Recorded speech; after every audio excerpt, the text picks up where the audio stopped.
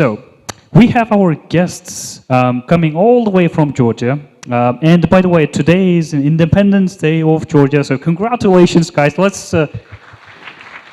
And yeah, so Salome and Vazha, they will be talking about the cloud journey of Bank of Georgia. Please welcome.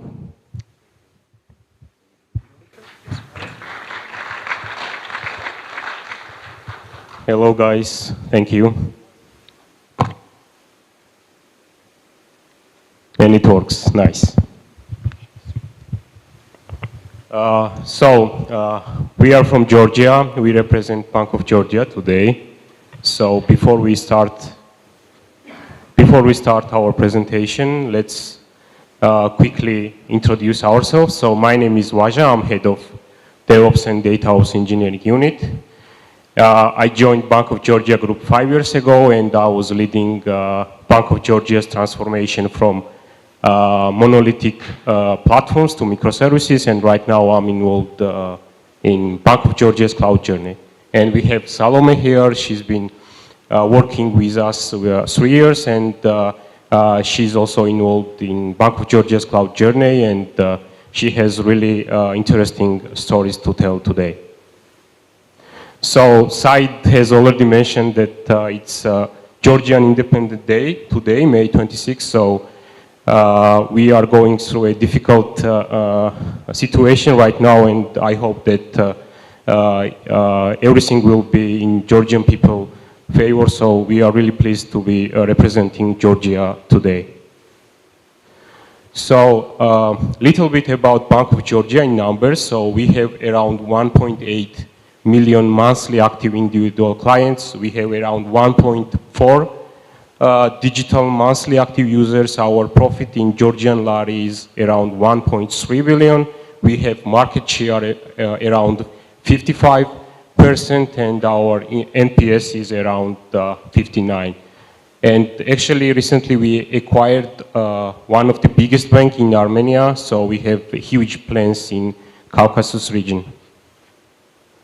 Yeah, so about our journey timeline. So in 2020, actually, it was year of the DevOps. So we implemented DevOps at full scale from 2020 to 2021. And in 2022, actually, we launched Kubernetes infrastructure, on-prem Kubernetes, and we did core project transformation. We also did cloud transformation foundation with Rackspace. And in 2023, actually, we launched our first AWS zone, landing zone. It was more like to see and test how it would go. And in the same year, actually, we did work with our national bank to actually meet all the regulations. And we also did cloud governance office. We launched FinOps team.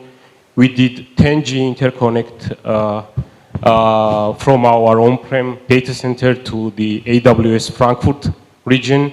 And also we worked closely with AWS and actually we did MAP and enterprise level agreement. And in the same year, actually, we launched 2 successful projects in AWS cloud.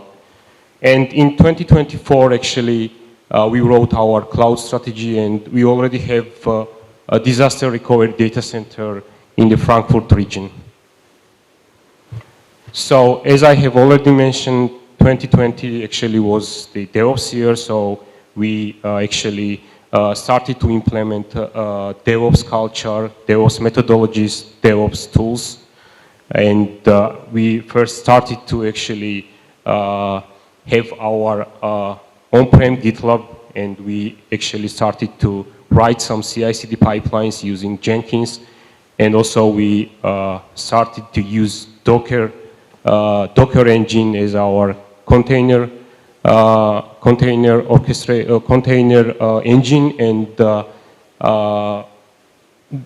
next steps actually was logical ones. So we already had like CI/CD pipelines, we already had Docker, we already had containers. So next step was to have Kubernetes. So actually for us it was on-prem Kubernetes. So this is like before the cloud. So actually we spent let's say like quite a lot of time to design and make like good architecture of on-prem Kubernetes cluster, because actually we have two data centers, two on-prem data centers, and those data centers are in a different region, so we had to make multi-regional on-prem Kubernetes cluster work.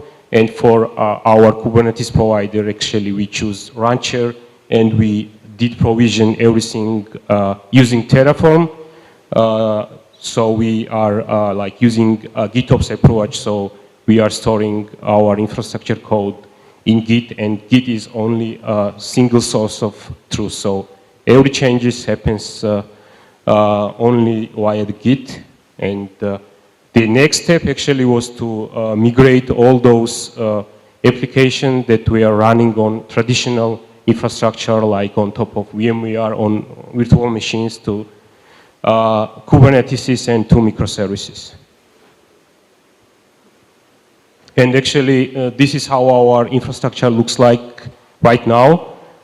So you could see a lot of like technologies that maybe are familiar, maybe not, but yeah, right now we are using like 2 CI/CD tools, Jenkins, Argo. We have Grafana, Prometheus, Elasticsearch, Kibana for monitoring, for debugging. So basically, those were the precursors, and those were the necessary steps to take and to modernize our infrastructure on-prem in order to like easily move to the cloud. Because if you have like microservices and Kubernetes already in place, even if it's on-prem, it's much more easier to go to the cloud, because you can take those microservices and let's say deploy to it like in Elastic Compute Service. Yeah. Hi.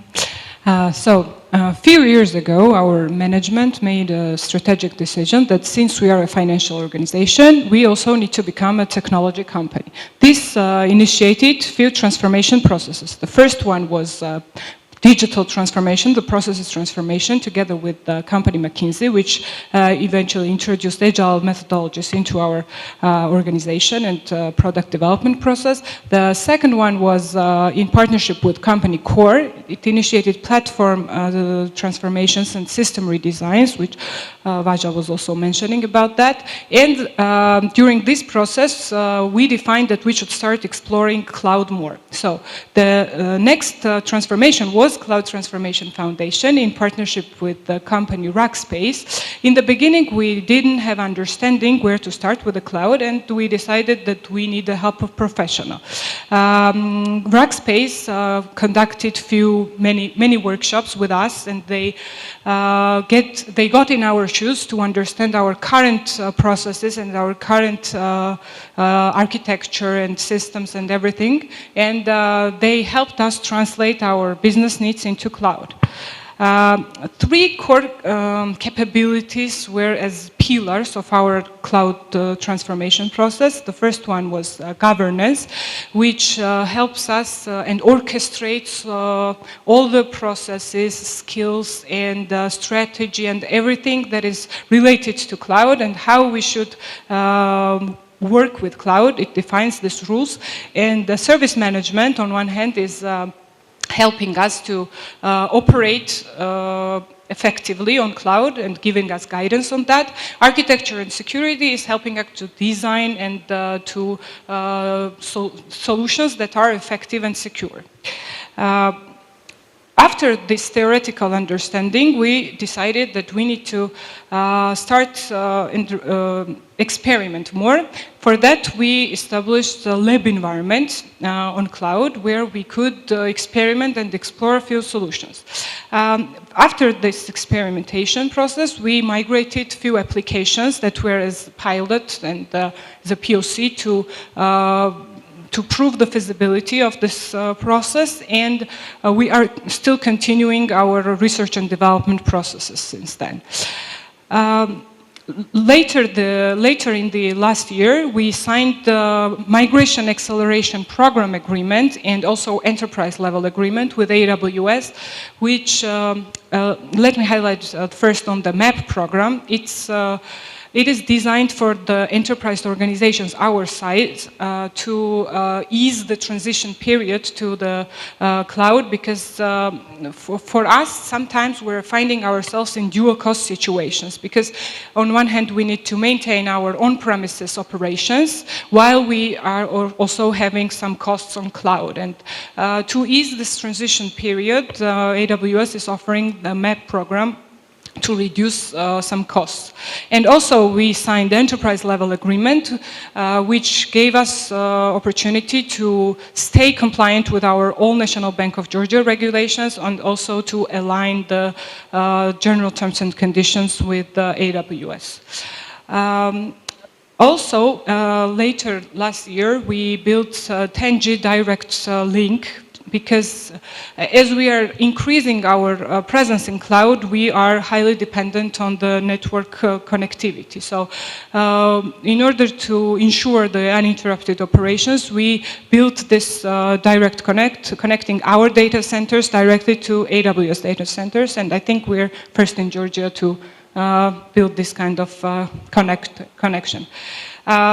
Also, if there is some outages with the traditional network, we are also considering Starlink, and we're using it as an alternative to have additional redundancy on that.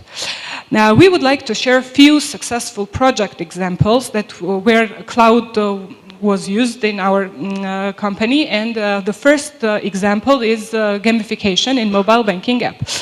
As Vazha already mentioned, we are already having 1.4 million monthly active users in mobile bank, and this gamification is designed to motivate even more customers to open the app and play and win some prizes. Although it's just a temporary game, 3-month game, after which everything should return to normal. So here is where cloud comes to our rescue.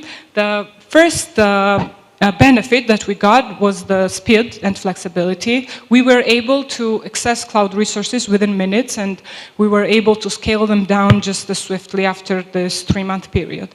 Cost efficiency is second one. Instead of investing in physical hardware, we were able to access these resources on a pay-as-you-go basis. And the cloud empowered us and gave us opportunity to innovate and to give us, our customers, opportunity to combine the world of banking with interactive gaming. Here are some technical details about the app itself. We used Amazon Aurora for active passive databases. We used Amazon CloudFront to cache the content, which was stored on Amazon S3. And also we used Amazon X-Ray for debugging and process optimization. Over 500,000 people used this gamification and played it. So here are the main benefits, I think, that we got. With cloud, you gain more agility, you are able to improve your time to market, which gives you opportunity to connect with your customers more, and you are granted the possibility to make more mistakes, which eventually is translated into more experience and the better product. So that's the market pace now, I think, and if you fail to follow, you just lose the competitive advantage. Now Vazha will share another example. Thanks, Salome. So, our another successful project that we have launched with AWS and inside AWS is our contact center modernization project. But before I jump to the successful case, first I would like to highlight some issues and problems that we have faced. So we have call center where our customers are basically calling us and maybe asking for loan, maybe some of them have some problems, issues, maybe they are angry for some reason, etc., etc. So actually we needed to analyze those calls. So it was really hard for us because our colleagues has to go through all those recordings and listen everything to find specific topics that they were interested in. So basically our contact center was not so that much of, didn't have that much of flexibility. It was really difficult to analyze the data itself, and reporting was not so good. And this is the architecture basically that we came up with. So we have a call center, and for call center we are using Genesis, and those audio recordings are stored on-prem inside our object storage. So we actually decided to use AWS Data Sync to sync all those recordings to the AWS cloud. And we are storing it inside AWS S3 buckets. And we have some step functions, and we are using SageMaker with our custom model, because Georgian language, like English is like, there are a lot of like good text to like speech models available, but for Georgian language we have to write it ourselves. So after we wrote this model, basically we could analyze those voices, and we can make text out of it, and we could then sync back those text files to our on-prem. We are storing it inside Hadoop, and from Hadoop actually we are taking those data and we are writing it inside Elasticsearch, and then we actually wrote some front end, and you can just type, let's say, loan, and all the voice recordings pops up, as well as you can just basically read the text instead of listening. Yeah, so now actually we are able to do sentiment analysis. So now we can, let's say, like on Mondays, some of our customers are angry, and on Friday they are not, which is maybe understandable. But yeah, so now actually we could do some sentiment analysis, we could do actually reporting, we can identify problems easier, and it's like additional source for us to identify problems. Like we have all these cool monitoring solutions that are firing, like maybe inside Slack channel, maybe via emails, maybe even like sending some SMS, but when you are taking some data directly from customers, it's an additional source to identify the problems. And actually AWS's role in this is huge, because instead of like investing hundreds of like dollars in like to build good platform, like buy some GPUs and make all those work, we now have pay-as-you-go model. So we are paying in like minutes and seconds usage. Like AWS's machine learning also is really easy to actually to work with, and it's really scalable, reliable, and secure. And actually, this is the maybe like scenario that nobody wishes to happen. So we are not an exception as well. So as I have already mentioned, we have 2 on-prem data center, but for some reason it's not enough. So we have third one in AWS. So actually, in order for us to make third data center work, so it's not like active data center, it's disaster recovery data center. So we have identified platforms that needed to be backed up in order to, like, if we lose all those 2 data centers, we could still operate from AWS in reasonable amount of time. Yeah, sure.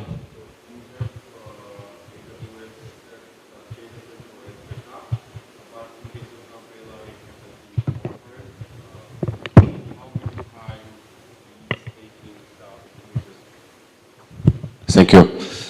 Oh, nice. So what is the time of recovery? Yeah. For example, when something failure happens in on-prem data center, just they mentioned that you are backing up all entire infrastructure from backup or. Yeah, so to be honest, it's not an entire infrastructure. So it's the minimum infrastructure in order to like most basic banking stuff to work. So like maybe our reporting tools, like maybe Power BI doesn't work, but it's okay for us because most critical business services should be working. So first was to identify those critical services and other stuff that is not so important. We actually say that in this case, when we lose to data center, it doesn't matter for us. So basically, when we did backup, we also did restore to check maybe if it works, because having backup is not all, because maybe you have some problems to restore it later. So that was the second crucial part, to always be ready to do the restore after you have some backup. Regarding the time, so it's not like in seconds, like instantly you could have third data center. So it's more or less let's say hours. I couldn't say exact time, because in this scenario actually it doesn't matter that much, because there is this is the case where something terrible happens inside the countries. Maybe some meteorite falls down and swipes all those two data centers. So for us, it's doable in let's say in less than a day. Yeah. And I will let, sorry for this, between on-prem and AWS infrastructure, you have connection, direct connect, you are communicating Yeah. Yeah, it's 10G. So as Salome mentioned, we have direct 10G connection from Tbilisi to Frankfurt, and we also are utilizing Starlink. So in case something happens with this direct link, we can always use Starlink. Okay. So we started last year and finished this year to gather the strategy about the cloud, and to all the processes that we already defined and all the future plans that we have. We gathered everything into the cloud strategy. In this strategy, we also defined how we are prioritizing applications that should be migrated in the first place, because we had huge infrastructure and environment on premises. This is the application assessment metrics. So what we are doing for each application is we are assessing the benefits and we are assessing the challenges, and defining that if the benefits, for example, are high and challenges are low, this type of applications, of course, are the immediate candidates for cloud. If benefits are low, but challenges are also low, this type of applications we are using for experimenting certain solutions on cloud. Also, when benefits are high, but challenges are also high, we are considering them for cloud, but we are carefully evaluating the challenges for that. And definitely, if the benefits are low and challenges are high, this type of applications will not be migrated at all. This is also about migration strategies. We categorized applications into 3 distinct buckets. So the first bucket is our core banking and everything that is related, all the systems that are latency sensitive to our core banking. This bucket applications should be either migrated altogether, or these applications should be left on premises. Bucket 2 applications are they have dependencies on bucket 1 applications, but latency is not an issue. So we are making the assessment that I displayed in the previous slide, and if the challenges are low and benefits are high, we are considering the migration. And bucket 3 applications are totally independent applications from bucket 2 and 1. And for this bucket as well, we are making the assessment and deciding what to migrate accordingly. I would like to share a few challenges that we still are facing. So first one is financial operations. So since we had more capital expenditures on premises, and now we are facing operational expenditures. This should be carefully monitored and carefully handled. For that, we created a team called FinOps that is in this FinOps, it's a cross-functional team, and in this team we have guys from IT, from procurement, finance, and everyone is sharing their perspective, and we are really counting on them to keep our costs in cloud monitored and optimized. Second one is employee upskill, and since the cloud technologies are advancing and evolving very frequently, we need to keep our technology guys up to date to the latest advancements, and we need to plan for them proper trainings and development programs, and we are trying to not we were trying to keep it up. So the third one is geolocation and latency, and I already mentioned that on bucket one applications, they are very highly sensitive to latency, and within this cloud strategy, we're trying to handle the latency in a way to be able to migrate the bucket one applications. And the last one is compliance and hybrid cloud. Since we are a financial institution, there are a lot of regulations that we need to meet, and some regulations mandate that we need to keep certain components of our applications on premises. So while we are evaluating cloud solutions, we need to be careful that all the solutions are accommodating these hybrid cloud strategies. So in the end, I would like to say that this is our journey so far, and we are looking forward to continue. And I would like to use this opportunity to thank AWS teams, because they are really helping us a lot during this journey. Alex, thank you very much. That's it. Oh, okay, sweet. Now let's take some questions. Questions from the audience? Anyone? Okay, there.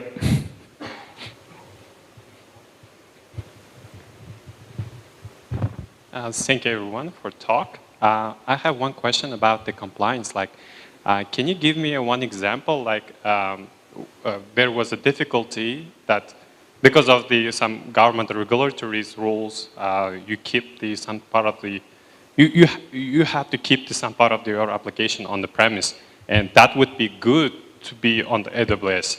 Were there this kind of situations, like or this kind of difficulties you faced regarding the compliance? Yeah, thank you. It's not that we had to keep them on premises, it's more that we need to design the application in a way that it's met, the regulations and the rules are met. Basically, there is a business continuity plan that we have inside the organization, and also our regulator, National Bank of Georgia, requires us to have certain exit strategies. So there are ways to migrate almost all applications. We just have to do it carefully and to meet all the demand that all the regulations and rules that our regulator is defining for us. Maybe Vazha, you would like to add anything? Yeah, actually, that's pretty much it. I couldn't add anything. Yeah. Okay, thank you. All right, we have another question.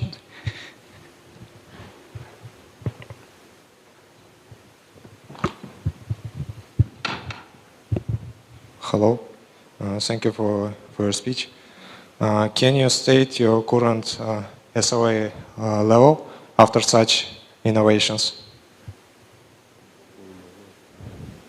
SLA level, how many? 9? SLA level of the uptime of the applications that yes. I think it didn't change. It was pretty much the same, I think. Yeah, to be honest, I don't know those numbers. Okay, and why did you choose Amazon as your cloud provider? For example, comparing with the GCP or DigitalOcean, what was your criteria? Yeah, that's a really good question and not an easy one to answer. Yeah, so actually we choose the AWS because first of all it has like compared to, let's say, GCP and let's say Azure, it has a lot of services that is not simply not available in Azure or GCP, and especially in like, let's say, machine learning or in like data lake infrastructure. So that's the first main point. So number of available services, and actually second one is like for us it's much more easier to work with AWS environment than, let's say, with Azure or GCP.